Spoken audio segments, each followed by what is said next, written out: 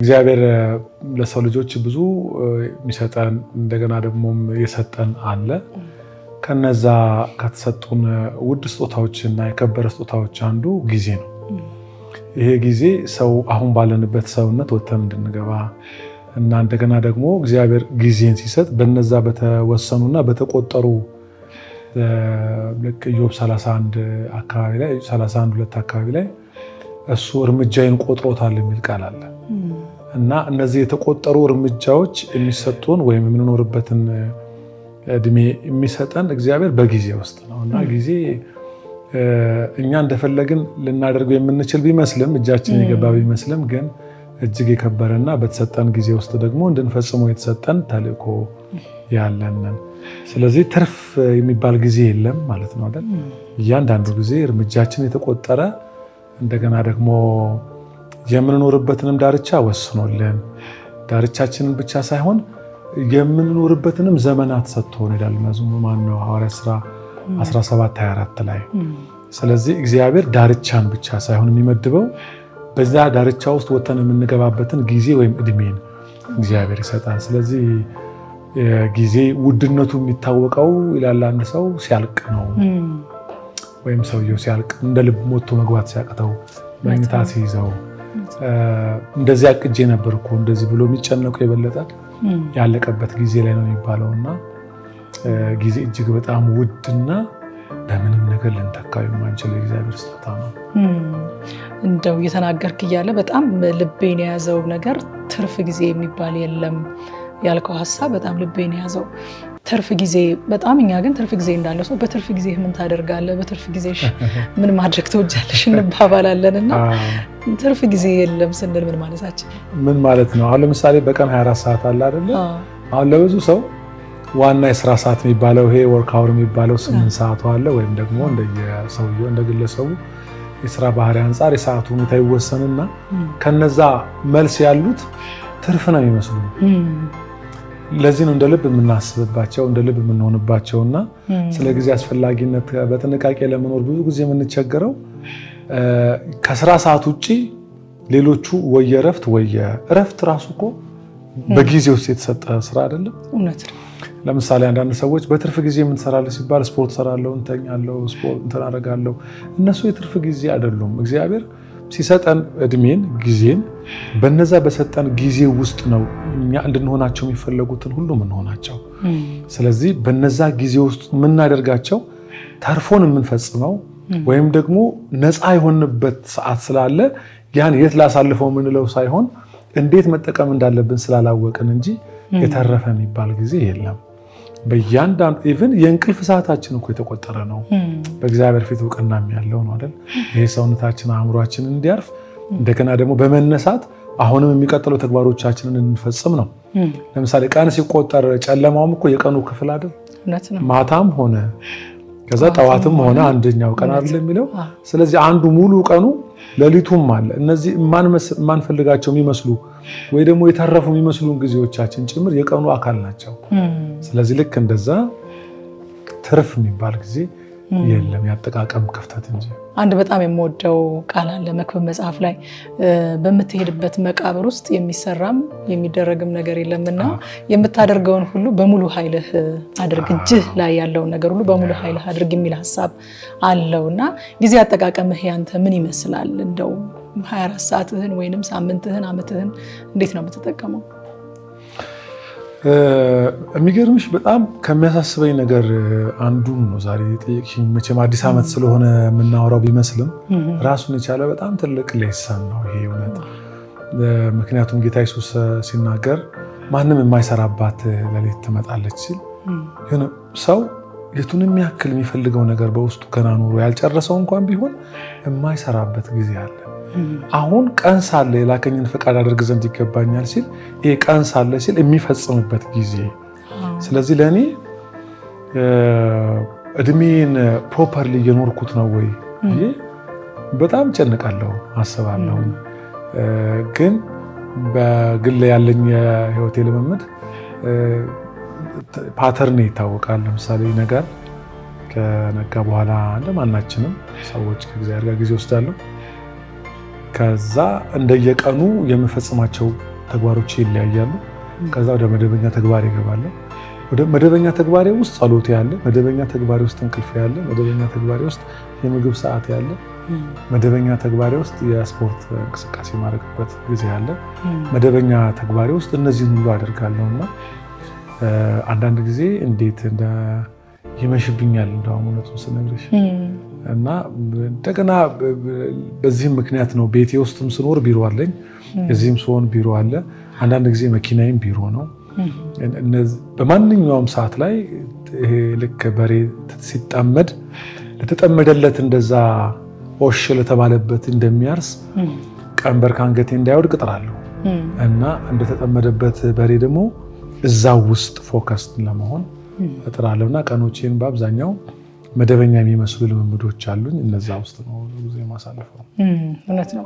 2017ን እንግዲህ ይህንን ፕሮግራም የሚከታተሉ ተመልካቾችም እኛም ራሳችን የተጠቀምንበት ጊዜ አለ፣ ያባከነውም ጊዜ አለ ይኖራል። በሁላችንም ህይወት ውስጥ የባከንም ጥቅም ላይ የዋለም ጊዜ ይኖራል። አሁን ዛሬ የምንነጋገረው እንግዲህ ከ2017 በተሻለ 2018ን እንዴት ጥቅም ላይ መዋል እንችላለን፣ ባልባከነ ሁኔታ የበለጠ እንዴት ጥቅም ላይ መዋል እንችላለን የሚለውን ሀሳብ ነው ዛሬ የምንነጋገረው። ይህን የማይተካ ጊዜ እንደ 2018 ላይ ሰዎች እንዴት ቢያዩት፣ እንዴት ቢገነዘቡት፣ እንዴት ትኩረት ቢሰጡት መልካም ነው ትላለህ? መሰረታዊ ሀሳብ ነው።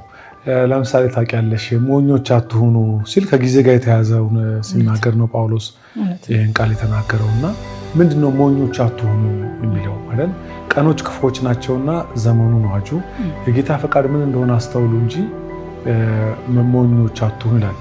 ሞኞች አትሁኑ የሚለው ከዘመን ጋር በተያያዘ የተነሳ ሀሳብ ላይ ነው።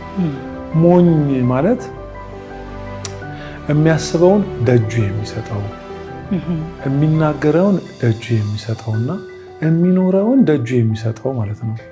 የሚያስበው የሌለው በቋሚነት የሚያደርገው የሌለው የሚኖርለት የሌለው ማለት ነው። የራሱ ከእግዚአብሔር የተቀበለው ይሄ የኔ ጊዜ ነው፣ እግዚአብሔር የሰጠኝ እድሜ ነው ብሎ እድሜውን በትክክል የሚያስበው ያለው ይህን አስቡ ስለሚል እግዚአብሔር ቃል የሚያደርገው ያለው ይህንንም አድርጉ የሚል ስለሆነ መጽሐፍ ፊልጵስዩስ ምዕራፍ 4 ላይ ሁለቱም ይህን አስቡ ይህንንም አድርጉ ይልና የሰላም አምላክ ከእናንተ ጋር ይሆናል። ስለዚህ ጊዜውን በጥንቃቄ የሚጠቀም ሰው ለምን እንደሚኖሩ የገባው ሰው ነው። አየሽ አሁን ሁሉ ነገር አጀንዳ ነው። ባለፈው ይሄንን ጉባኤ ላይ ሳወራው ነበረ። ለምሳሌ አሁን ጠምደሽ የሰጠሽኝ ካሜራ ዙሪያ ላይ ፎከስ የሚባል አላቸው ወይም የዜብራ ሌንስ ነው የሚባለው እሱ አለ። ይሄ ፎከሱ ዋይድ ከመሆን ነው የሚያድነው ካሜራውን። ዋይድ ቢሆን የማይፈልገውንም ያስገባል፣ የሚፈልገውንም ያስገባል። ፎከስ ሲኖረው ግን ካሜራ የሚፈልገውን ብቻ ነው ሹት የሚያደርገው። ልክ እንደዛ መንፈሳዊ ህይወት ወይም ዓለም ፎከስ ያለው እና ያ ፎከስ ኖሮት በተሰጠው ጊዜ ፎከሱን የሚኖር ፎከሱን የሚያስብ ያንን ፎከስ የሚያወራው ማለት ነው አይደል? ስለዚህ ጊዜውን በጥንቃቄ ሰው እንዲጠቀም ከደጅ ወደ ውስጥ መምጣት ነው ያለበት። ደጁ እንደምታውቂው ነው ማርኬት ነው። አሁን ዝም ብዬ ነው አሁን ላስብ እና እስቲ ልይ ብል ማቋረጫ አለው። ቲክቶኩ፣ ሶሻል ሚዲያው፣ የሰው ወሬ ሙሉ ቀን እኮ ሰው እዛ ውስጥ መዋል ይችላል። ታውቂያለሽ እኔ እንዳውም ብዙ ጥናት አልፎ አንዳንድ ጥናቶችን እያየሁ ነው አሁን ለምሳሌ ስለ ሶሻል ሚዲያ አዲክሽን፣ ስለ የቲክቶክ አዲክሽን እና ከባድ እየሆነ እንደመጣ እና ሰው ላስብ ቢል እንዲሁ ቀኑ ሙሉ እንደባዘነ እንዲሁ የሚያደርገው ነገር ደጁ ላይ ሞልቷል። አሁን አየሽ እነዚህ እያሉ ነው ሰዎች እግዚአብሔር በሰጣቸው በጣም ተረጋግተው የሚኖሩ ሰዎች ለእኔ ይስቡኛል ይገርምሻል።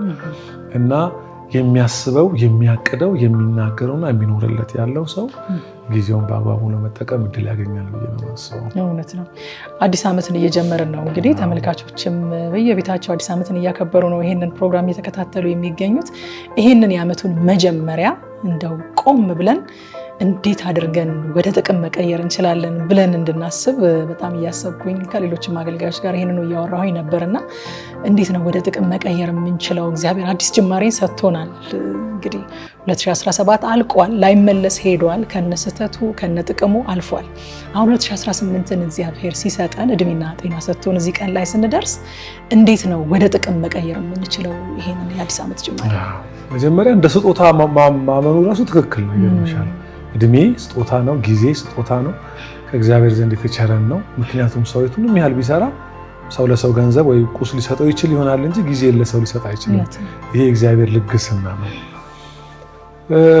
የሚገርምሽ ለሚሰራባት ሰው እንደ ጊዜ ያለ ውብ ምን አለ እስቲ ነገር። ጊዜ እኮ በጣም ውብ ነው። አንድ ሰው ሲናገር በስብከቱ መሃል ጊዜ ጥሩ ሰባኪ ነው ይላል እና ብዙ በስብከት በንግግር አላምን ያለ ሰው በጊዜ ያምናል። ጊዜ ከሰባኪ በላይ አሳማኝ ነው፣ ጊዜ አስተማሪ ነው ብሎ ሲናገር ሰምቼ አውቃለሁ። እና እነዚህን ከእግዚአብሔር እንደተቀበልናቸው እንደገና ደግሞ ልንጠቀምበት እንደሚገባ ተደርጎ እንደተቀበልነው ውድ ስጦታ ስንይዘው ወይም ስንቀበለው አየሽ የስጦታውን ውድነትና የሰጪውን ማንነት በተረዳን ቁጥር የተሰጠን እንዴት በአግባብ መጠቀም እንዳለብን አይደለም እንማረው።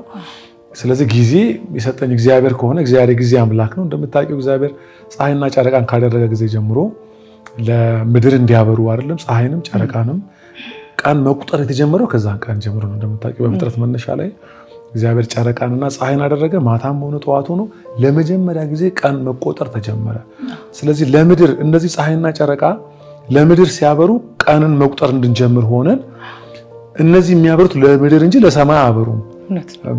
በላይ እግዚአብሔር በእነዚህ አይተዳደርም፣ ለእድሜውም ቁጥር የለውም ተብሎ ተጽፏል። ለእግዚአብሔር ከፀሐይ በታች ላለ ለኛ በሙሉ ግን ለኛ ብቻ እንዳይመስልሽ ለቁሶች ሁሉ እኮ እድሜ አለ።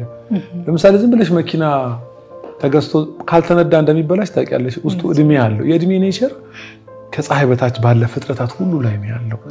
ምድር ለዚህ ነው የምታረጀው። ምድር ራሱ ልክ እንደ ሰው ታረጃለች። እድሜ ስላላት ልክ የላይፍ ስፓኑን እንደጨረሰ እንትኗን ትጨርሳለች። ስለዚህ ይሄ ውድ ነው ግን የሚያልቅ ነው። በረከት ነው ግን የሚጠፋ ነው። ይገርምሻል፣ የሚያልፍ ነው። በጣም በጣም ብዙ ነገሮች ከበሩልኝ አንዱ ጊዜ ነው ይበራልኝ። አሁን እንዴት ስራ የበዛለት ሰው እንጂ ቢዚ አይደለም። የጌታም ስራ የሚበዛላችሁ ሁኑ የሚለው አይደለ እግዚአብሔር ቃል የሚለው። ልክ እንደዚህ ይሄ ከእግዚአብሔር የተቀበልኩት ጊዜ ነው ብዬ ልክ ሳምን ጊዜውን መጠቀም የጀመርኩበትን ልቤን ሳይ በጣም አግሬሲቭሊ ነው ቀኑን የምጠቀምበት። ብዙ ጊዜም ስሰብክ እንደመሸበት ሰው ኑሩ እላለሁ። በየመልእክቶቼ መሃል እንደ መጨረሻ ቀን አገልግሉ ብዬም እናገራለሁ። ለምንድን ነው እግዚአብሔር ሰውን ሲፈጥረው ትላንትናውን እንዲያውቅ ነገውን እንዳያውቅ አድርጎ ፈጥሮታል። ነገ በጊዜ እጅ ሆኖ በእያንዳንዱ ቀን የሚበረከትልህ ስጦታ ነው። ሲነጋ አይደል እኔም ተኛው አንቀላፋው እግዚአብሔር ደግፎኛልና ቀኑን የጀመርኩት እግዚአብሔር ደግፎ እኔን ከእንቅልፌ ከማንቃት ነው ይላል። ስለዚህ እግዚአብሔር እኔን መጠበቅ የእግዚአብሔር ፕሮቴክሽን ቀኑን እንድኖረው ደግፎኛል። ሳልጸልይ ሳልጾም ገና ከእንቅልፌ ስነቃ እግዚአብሔር ደግፎኝ ነው ቀና የሚያደርገኝ አለ። ስለዚህ የቀኑ ውበትን የምታየው ከእግዚአብሔር ፍጹም በሆነ በረከት እግዚአብሔር ኑሩበት ብሎ እድሜ በጣም ጊዜ በጣም ውድ ስጦታ ነውና ይህንን የመሰለ የከበረ ሆኖ ከእግዚአብሔር የሚገኝ ልግስና ሆኖ ከእቅድ ከአጀንዳ ከፕሮግራም ጋር እንድንኖር ደግሞ አይደል በክርስቶስ መልካሙን ስራ ለማድረግ ተፈጠርን ሲል መልካም ስራ እንድናደርግ የነጋልን ቀን ከሆነ እንዴት በጥንቃቄ መጠቀም እንዳለብን መጨነቅ ያለብን ይመስለኛልና ደግሞ እንደምታውቂው አዲስ ዓመት ብሩህ ነው አይደል? ስፕሪንግ ነው። አሁን ጸደይ ነው ለኛ። ክረምት ሲያልፍ መስከረም ሲመጣ በኢትዮጵያ አቆጣጠር ጸደይ ነው። መስከረም ጥቅምት እስከ ህዳር ድረስ ያለው ይሄ ጉም የሚለቅበት ሰማይ የሚጠራበት ወንዞች ከድፍርስ ወደ ኩልል ወደሚሉበት የተዘራ እህል ደግሞ ወደ ታህሳስ አካባቢና ወደ ጥር ህዳር መጨረሻ ጀምሮ የሚታጨድበት እንትኑ ስታየው ራሱ አንዳች እንድንሆን አንዳች እንድናቅድ እንድንፈጽም የሚመጣ አይነት ብሩህነት ነው ያለው ጸደይ በኢትዮጵያ ጸደይና በዚህ ጊዜ ትላንትና አልፏል ብሎ መጽሐፍ ቅዱስ አያበቃም። በቀረውስ የሚል ቃል አለ መጽሐፍ ቅዱስ ላይ በጣም የምወደው ቃል ነው። በቀረውስ ሲል ልክ ዛሬ ሲነጋ ቀኑ አዲስ አይደል? ማለዳ እሱም አዲስ አይደል? በዚህ አዲስነት ስጀምር በዚህ ልብ በቀረው ከትናንት የጀመርኩት ምንም ነገር እንዳይኖር የእግዚአብሔር አዲስነት ላይ ሆኜ ቀኑን ደግሞ ብሩህነቱን ተጠቅሜ የትላንት ድካሜ እንዳይዘኝ ኢቭን የትላንት ሰክሰሴ እንኳን እንዳያቆመኝ ያንዳንዱን ቀን በትክክል ለመኖር ከእግዚአብሔር እንደተቀበልኩት ውድ ስጦታ ቀኑን በብሩህነት መጀመር አመቱንም ደግሞ በእቅድ መጀመር ይሄ በጣም መሰረታዊና መንፈሳዊ ነው ብዬ በጣም አምናለሁ። እውነት ነው። አረዘምኩብሽ? አይ በጭራሽ እንደ 2017ንም ዘወር ብለን እየተመለከተን እንገኛለን ዛሬና የኋላውንም መመልከት ጥሩ ነው አይደለ? ስህተታችንን እንዳንደግም ማጠናከር ያለብንን ነገር መጨመር ያለብንን ነገር እንድናውቅ ማየት ጥሩ ነውና 2017 እንዴት ነበረ? እንዴት ታየዋለህ አንተ እንደ ሀገር እንደ ወንጌላውያን አማኞች አብያተ ክርስቲያናት እንደ ሀሎት ቤተክርስቲያን እንዲሁም እንደ አገልጋይነትህ እንዴት አለፈ 2017?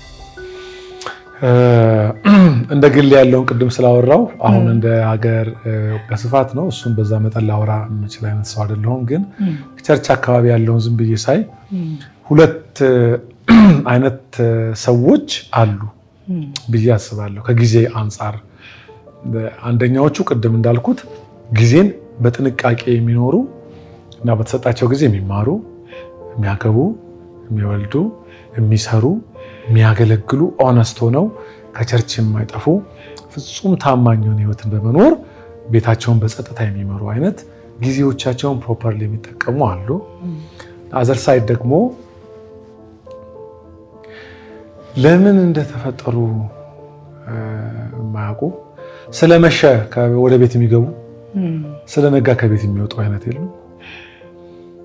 ወይ ደግሞ በእያንዳንዱ ቀን የሚያስቡትን እነሱም ማያውቁ እንትኑ የሚሰጣቸው አይነት ሰዎች። እነዚህ ሁለት ሰዎች በደንብ አይቻለሁ።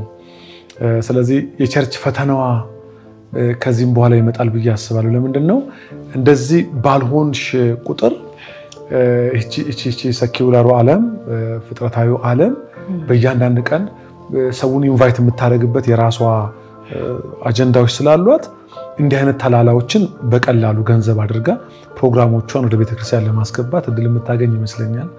እሱ አንዱ ትሬት ነው። ሁለተኛው ደግሞ በትክክል እግዚአብሔር በተሰጠን ጊዜ ያሳለፍ ነው። እነዚህ ሁለቱ አይነት ሰዎች እንዳሉ ሆነው እንደ አጠቃላይ ግን ዝም ብለሽ ስታይ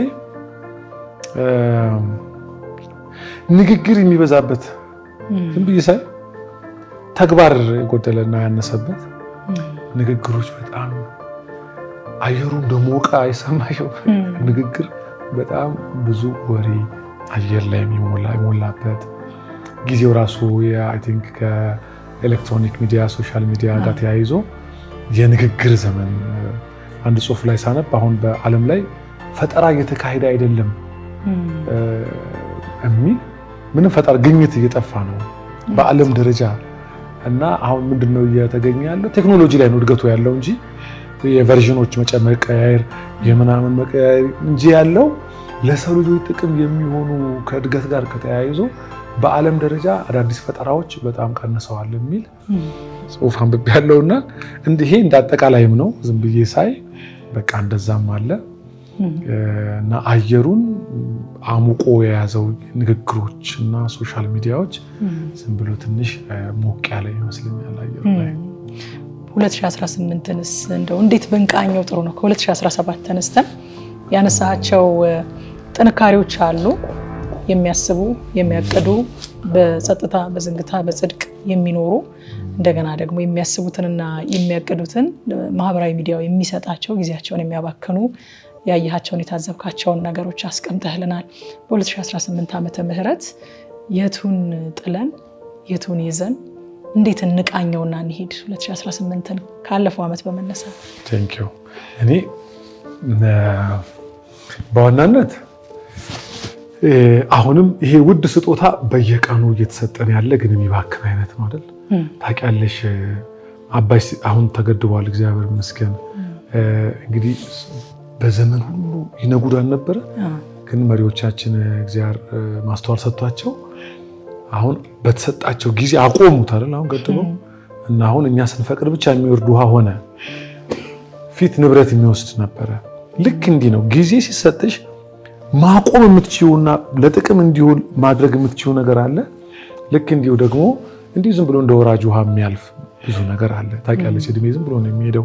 በዋናነት ምንድነው መሆን አለበት? ለምሳሌ በጣም ብዙ ሺህ ህዝብ እመራለሁ እና ይሄ ህዝብ ምን ቢያደርግ ነው ኢፌክቲቭ ሆኖ ብዬ አስባለሁ።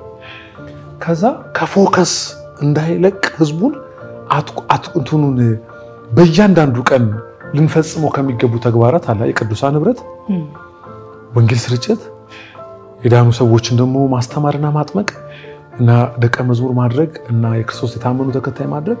ለምሳሌ የቤተ ክርስቲያን ቋሚ ትኩረት እነዚህ ናቸው። ሌላ አጀንዳ ብዙ የላትም ቤተ ክርስቲያን። በመልካም ተግባር ደግሞ በዓለም ላይ መገለጥ አይደለም። ከነዚህ ዞር ባሉ ቁጥር ከዋናው ጎድለዋልና ለሌላ ላልተፈለጉበት ተገኝተዋል ማለት ነው። ፍሪ ዞን የለም። ወይ ለዚህ ናቸው ወይ ለዛ ናቸው።